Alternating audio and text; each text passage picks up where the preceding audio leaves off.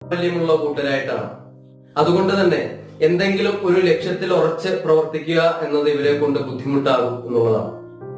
പലപ്പോഴും ഇവരുടെ കഴിവുകളെ പറ്റി തിരിച്ചറിയാതെയുള്ള പ്രവൃത്തികൾ ഓരോ കാലത്തും ഓരോന്നോരോന്നായി ചെയ്ത് പരാജയത്തെ നേരിടും എന്നതാണ്.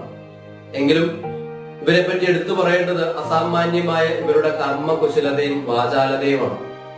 അത് പരാജയത്തെ നേരിട്ടാലും ഇവര് നിരാശപ്പെടാതെ ഒരിടത്ത് അടങ്ങിയിരിക്കാതെ ഇവർ പ്രവർത്തിക്കും എന്നുള്ളതാണ്. എത്ര വലിയ അസുഖമായ സാഹചര്യങ്ങളെ നേരിടേണ്ടി വന്നാലും എത്ര വലിയ നഷ്ടങ്ങളെ കൈകാര്യം ചെയ്തും അവര് ലക്ഷ്യബോധത്തിന് വേണ്ടി പ്രവർത്തിക്കും എന്നുള്ളതാണ്. പൊതുവെ പൂയം നക്ഷത്രത്തില് ജനിക്കുന്നവരുടെ ശിശുകാലം തൊട്ട് ബാല്യകാലം വരെയുള്ള സാഹചര്യങ്ങൾ അല്പം ക്ലേശകരമായിട്ടുള്ള